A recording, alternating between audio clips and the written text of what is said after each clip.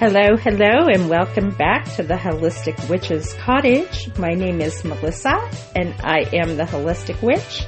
And today we're going to talk about how everything is interconnected. And the main topic of today's podcast is getting started, which seems weird because I've been doing this for a while.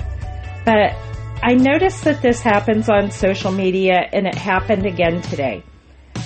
Around Halloween time and around Christmas time, so the Sabbats would be Samhain and Yule, that a lot of newcomers seem to drift into the witchy groups and pages and ask questions about how to get started. Now, in the past, when I was asked a question like that, my typical answer was to refer someone to some research. Sometimes I would send them resources. And on my old cottage group, I even created a huge guide full of beginner resources. And I got a little frustrated because there are a lot of people out there that don't want to do the work. And I know that's a topic on a lot of groups right now.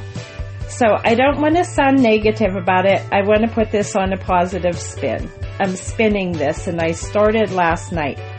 I saw another post like that. I don't want to read books. I want to know how to get started. So obviously a big part of my practice is cottage witchery, which includes cooking and decor and just creating a safe space around my home. So I replied to this post about, well, everybody eats. So let's start with some kitchen witchery. That's an easy place to start. Everybody eats. I mean, unless there's a medical issue where you can't eat, I think it's a pretty common fact that most of us eat some sort of food and drink some sort of liquid, or at least we should, or we'd like to. Okay, so let's go from there.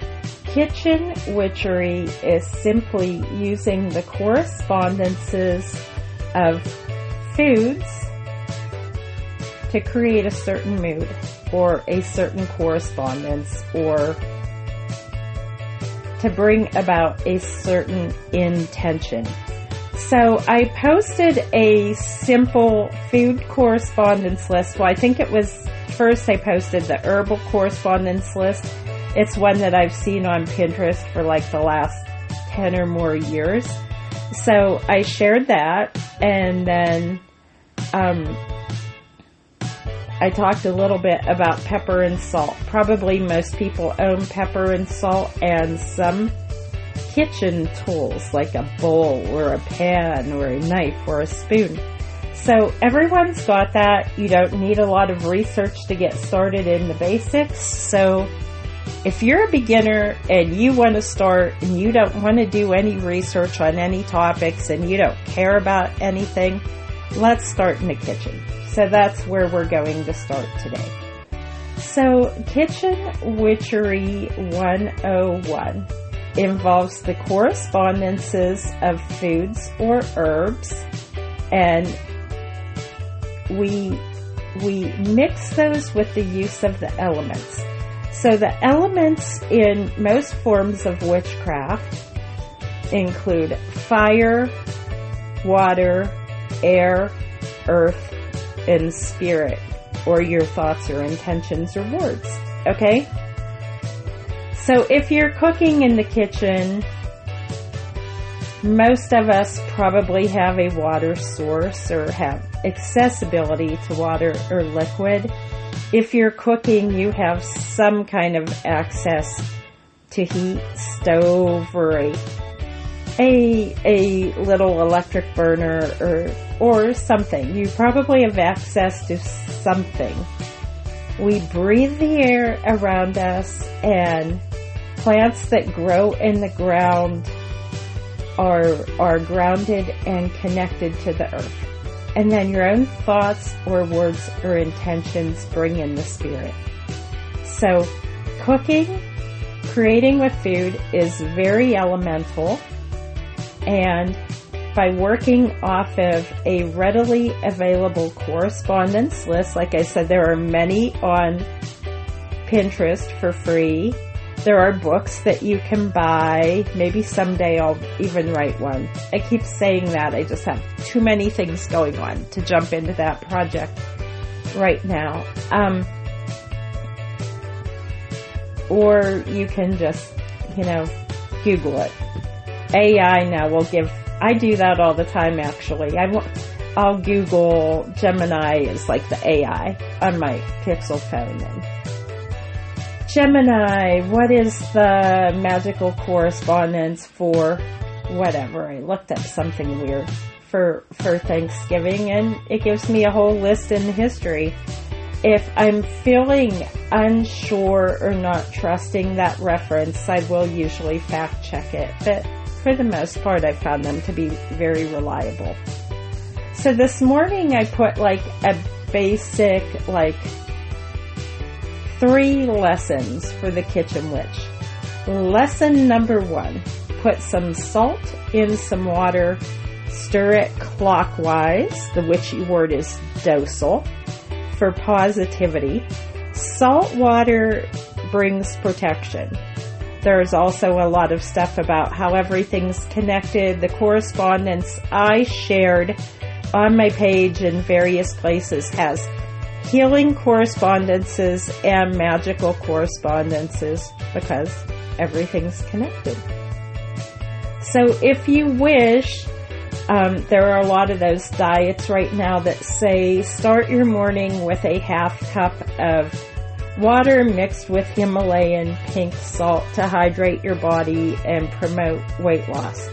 I didn't find that helped with the weight loss thing at all, but it's a simple protection spell.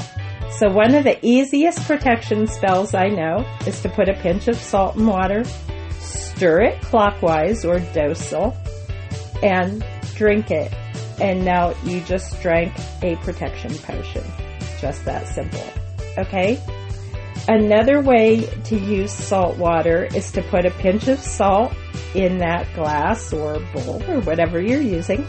Stir it clockwise or docile and dip your fingers in and sprinkle the salt water around your room to infuse your room or protect it with the element of water and the element of earth. Salt is very grounding. And you just did a protection spell in your room. You may want to dab a finger into that salt water and dab the water on your windowsills or your window frames. Okay, so go around to all your windows and dab some salt water on the windows, and you just put protection spells on your windows.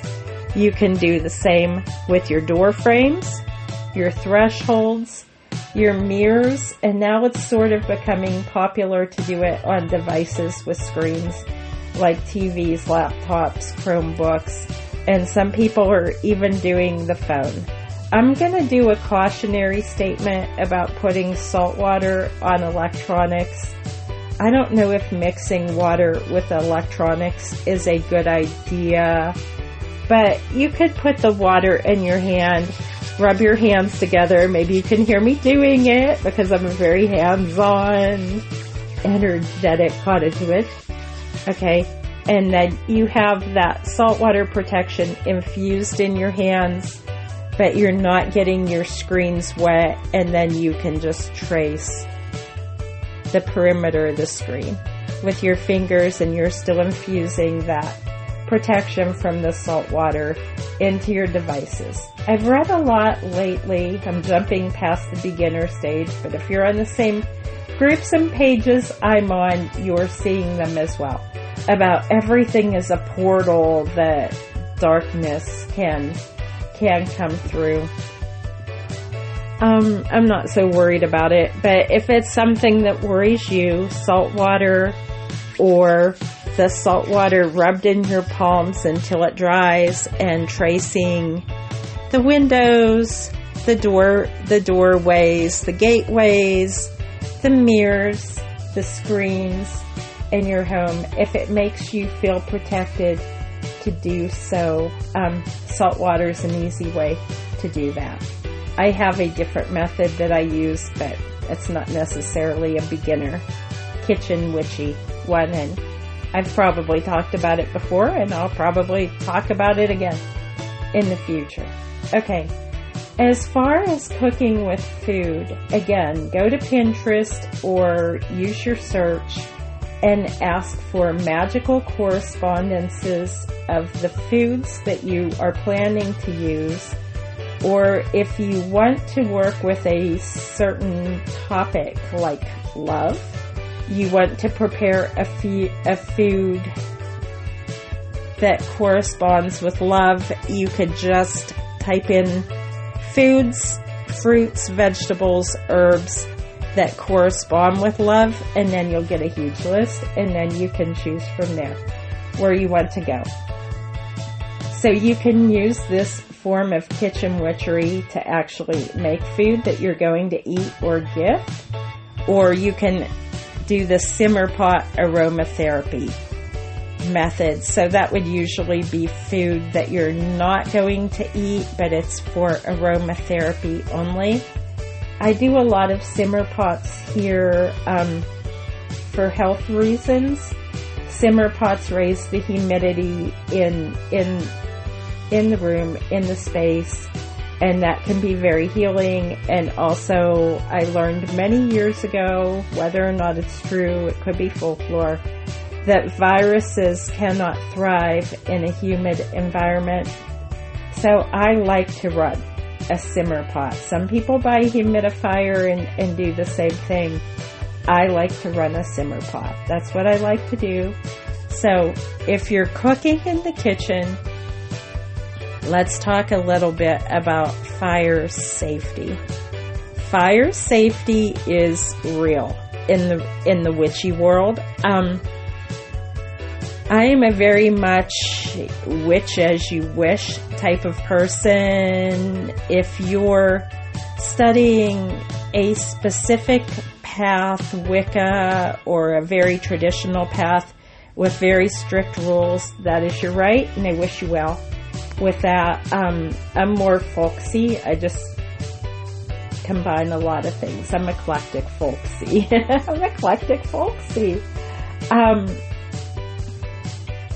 My big rules are, though, fire safety is a real thing. And I have a lot of people reach out to me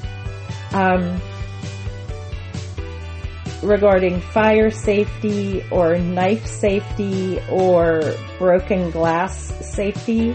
These are all things that are real in the kitchen. So if you're kitchen witching, please be aware of basic fire safety. I have a fire extinguisher in my kitchen and other places in the house. I do follow basic safety rules in my kitchen because stove fires are real. I also use candles in my kitchen. The back of my stovetop is usually where I do candle magic. I like to put it back there on the back of the stove because if it gets tipped over, it's going to fall on the stovetop, and other than making a bit of a mess, it's probably not going to spread fire throughout the house. Plus, I have safety tools there, and I have the fan, so it can help take care of that. Fire safety is real. So when doing cooking, baking, or kitchen witchery, be aware of what kinds of pots, what kind of utensils, what you're using. Obviously, not everything is safe to go in the microwave. Some things are not as sturdy as others, and in simmer pots, if you let the water evaporate until it dries up, you have the potential for a big mess or maybe a fire on your stovetop. So fire safety is real. When you're using knives, knife safety is real, so please be cautious with that. big thing last week because of the full moon was glass safety, container safety. People putting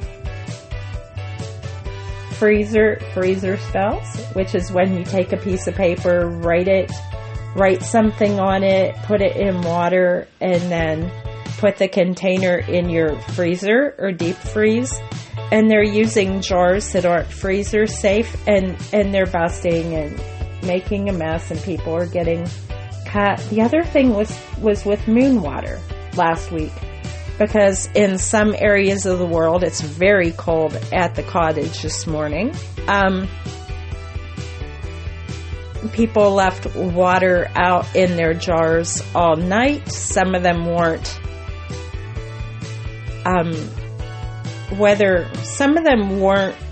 freezer safe. Okay, so I read a lot of posts about people putting water outside. It froze in the jar, and the jar broke. What does that mean from a magical perspective?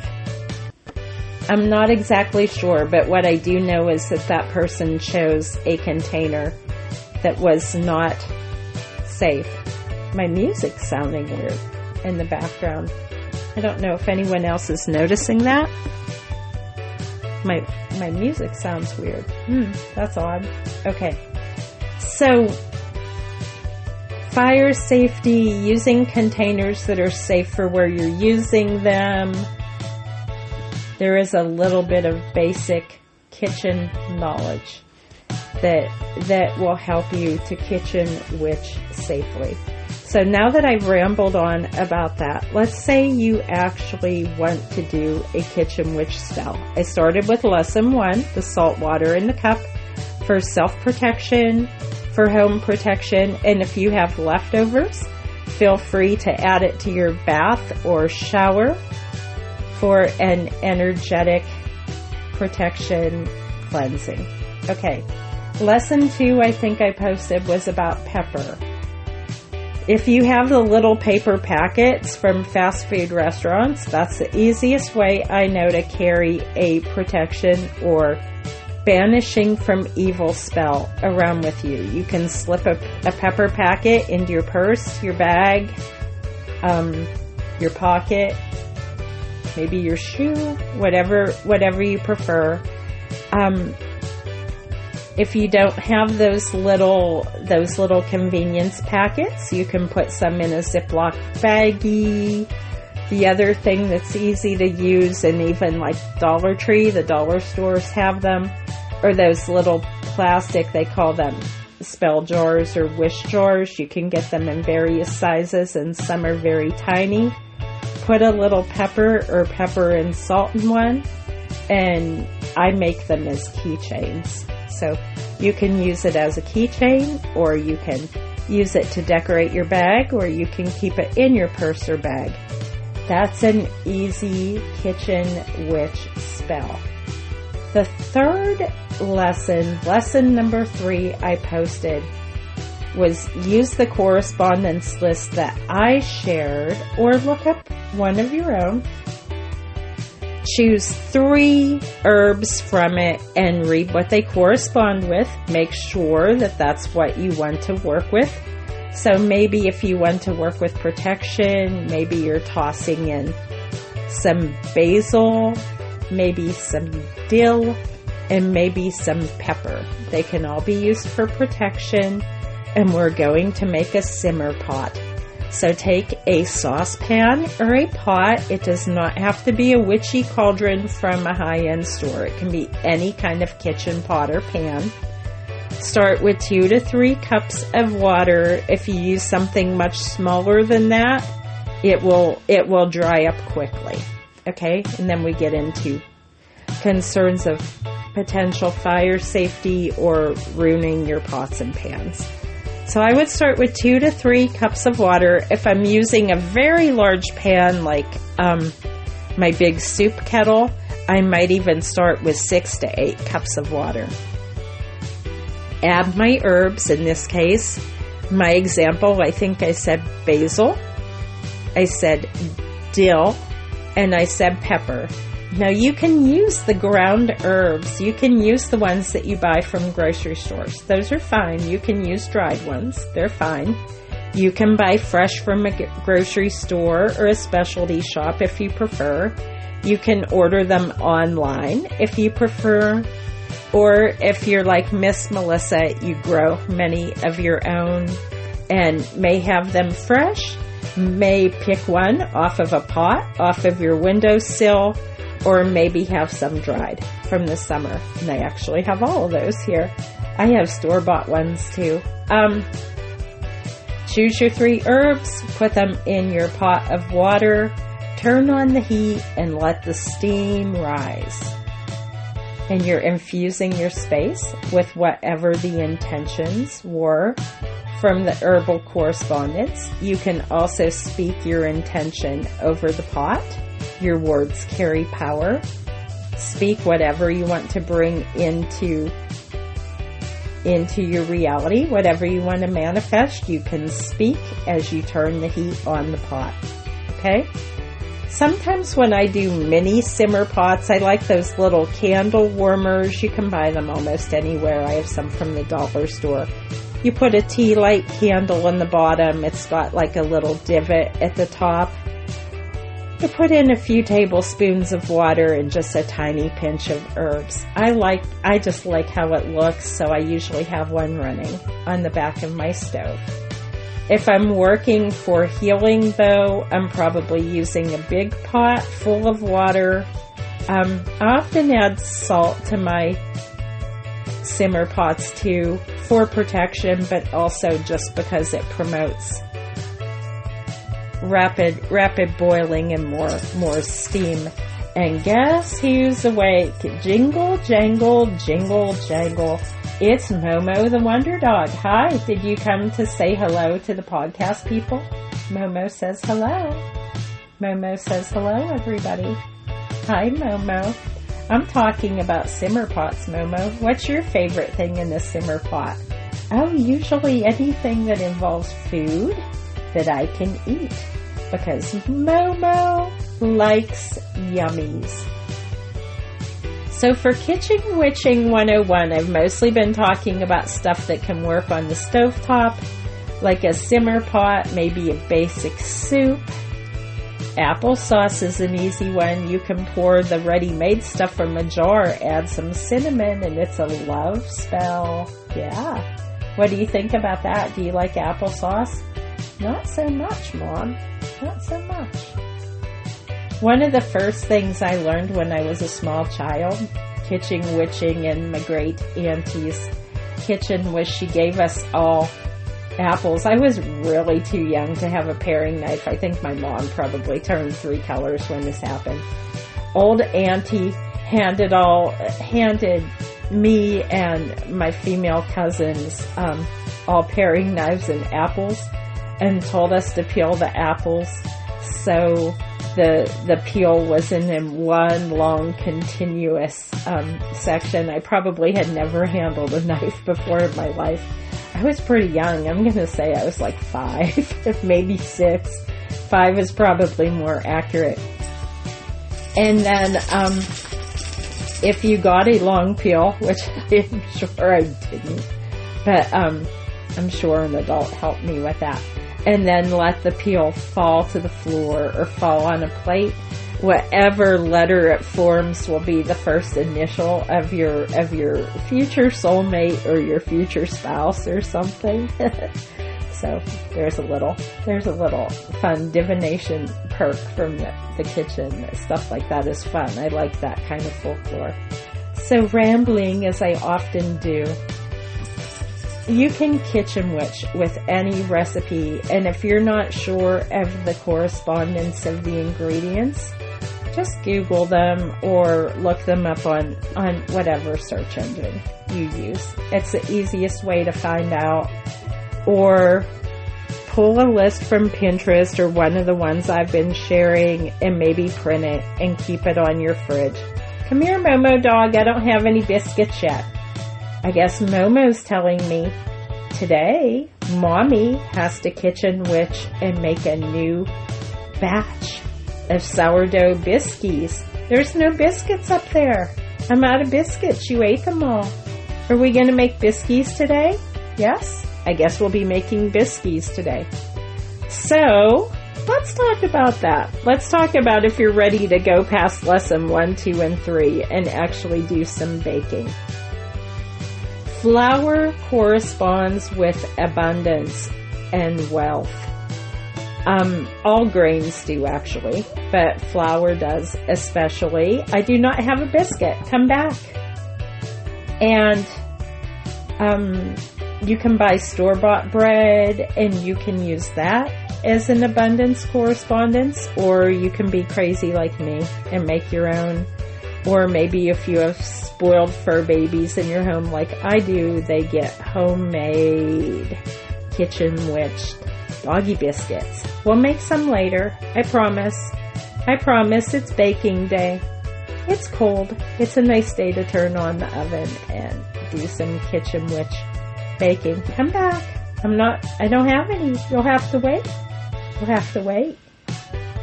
So Momo loves sourdough biscuits, and Momo is getting up there in age. So I make his biscuits very soft. I make them in a muffin tin.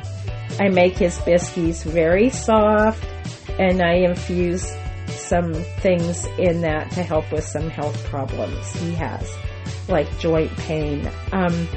If you are doing kitchen witchery with your pets, some herbs can be dangerous for pets, so be careful with that. And if you're using essential oils for simmer pots or aromatherapy, also be aware that they can be unsafe for some animals. And there's some research out there that EOs can be unsafe for children. It's a controversial topic, so I don't want to go too far into that. Some people swear by using EOs with infants, and there's some research out there that says that some may be unsafe. So, do your own research and trust your own intuition on that. So I'm going to pause for a second to see whatever Wonder Dog needs, or he'll be crying during the podcast for the next however long. So I'm going to pause and I'll be back in a moment. So I am back. We'll see how well Wonder Dog behaves. I gave him a little store-bought treat. Okay. So another easy way, and I talk about this almost on every podcast I do. I saved it for this part. Coffee and tea is a very easy form of kitchen witchery. I love coffee witchery because it's very elemental. You have the water element, you have the heat element. I like to use a frother, so I get the air element.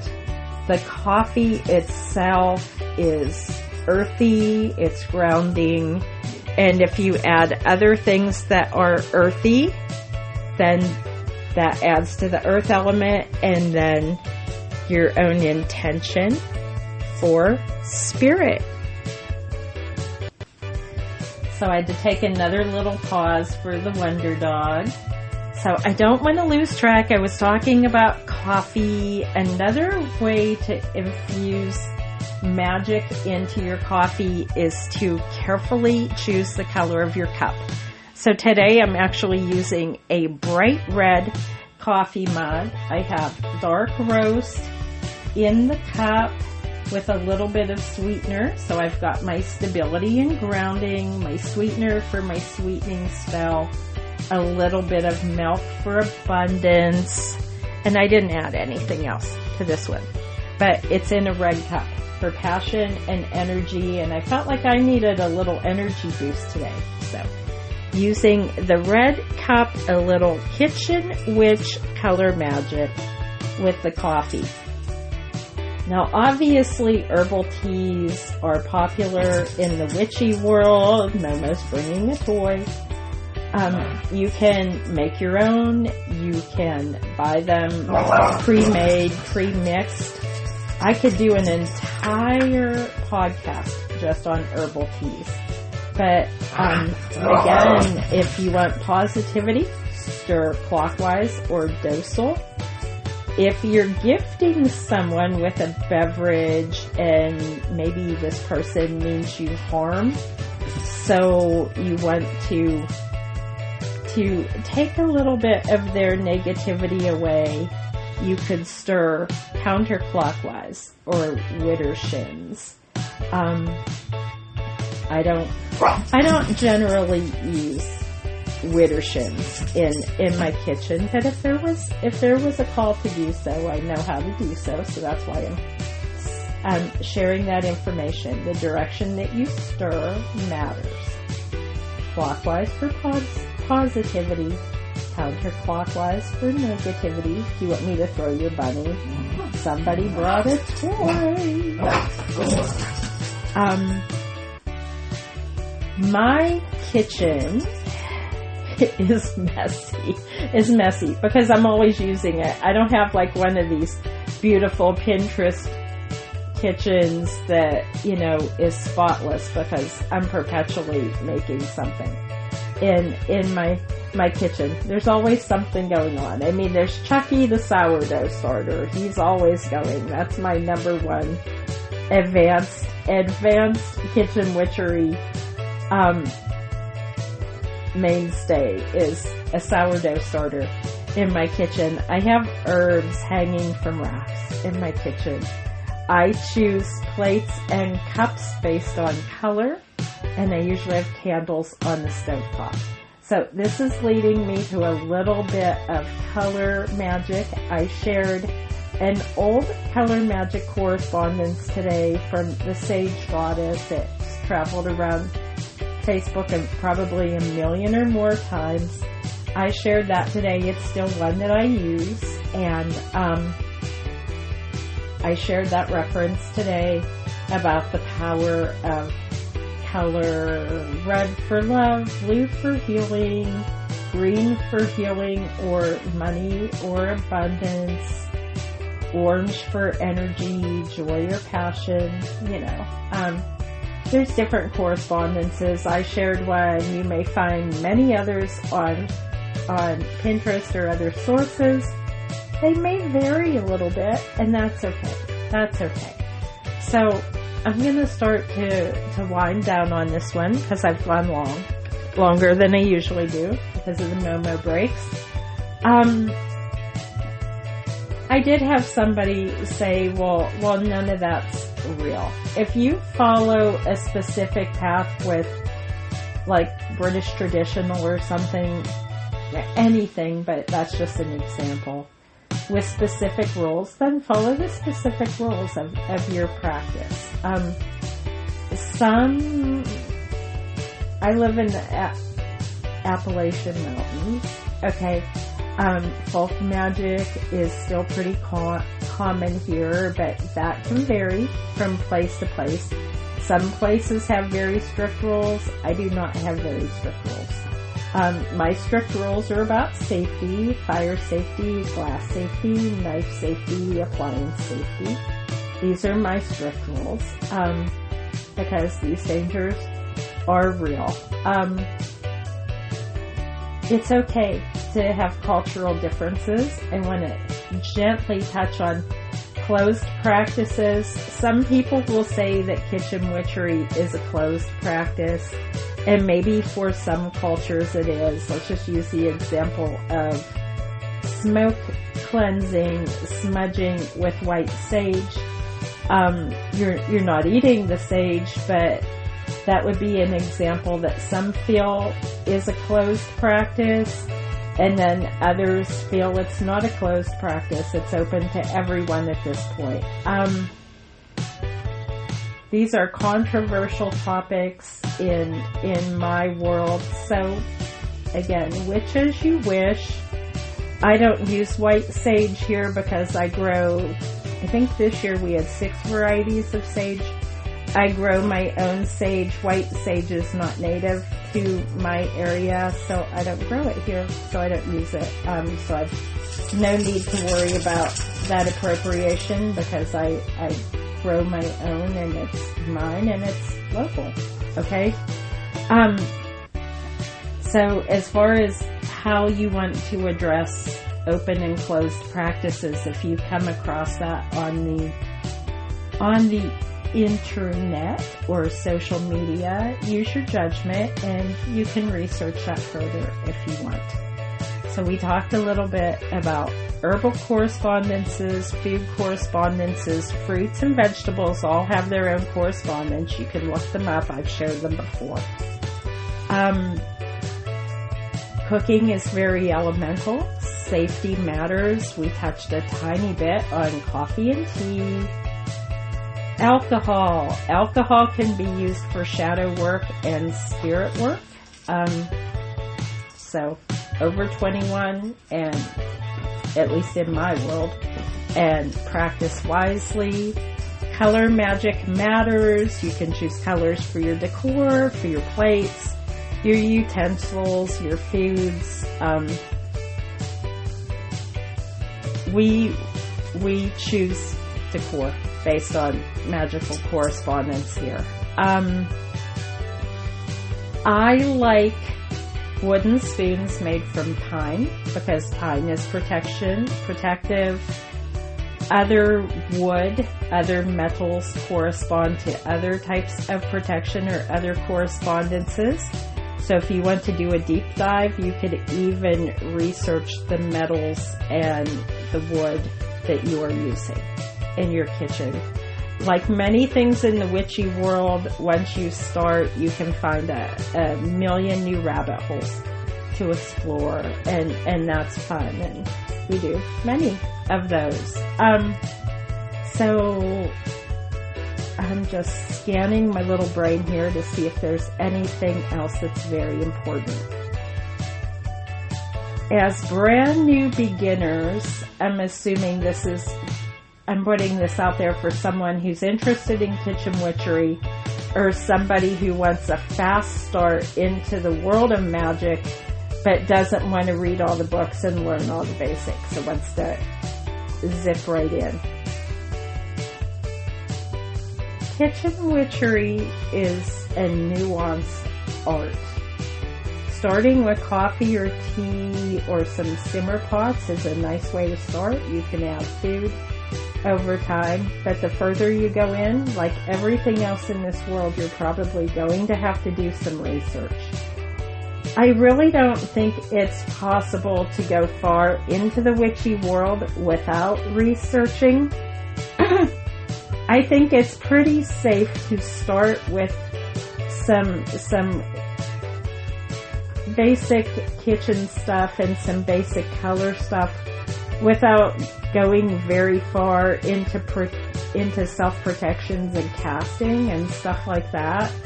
But as you go deeper into, so these are things that you really can't avoid. At some point, if you're going to do this, if you're serious about wanting to learn this stuff, at some point you are going to have to learn the basics. As far as learning the basics of magical terms, I still recommend books by Scott Cunningham. At some point, you're probably going to have to do some real research. I don't know that there's any way to avoid it, but if you want a quick start, kitchen witchery may be a way to do that. I think that's probably a nice place to start. So I had said my next podcast was going to be on gingerbread, and I'm still researching that one. All things gingerbread man, all gingerbread folklore, puppets, decorations, homemade ornaments, and a lot of kitchen witchery as well. So I'm still working on that, and that'll definitely get posted by the end of the week. I wanted this podcast to coincide with a lot of stuff I'm sharing on Facebook today because this was a hot topic. Again, in the magical world, I think it's really difficult to jump to the kill screen, to jump to the end. Somebody did compare it to video games. I don't want to learn. I don't want to research. I just want to go to the end. I want to be an expert. I think that's very difficult, maybe impossible, to successfully jump to the end game and be an expert in a system that's so wide and wild and diverse without doing some basics.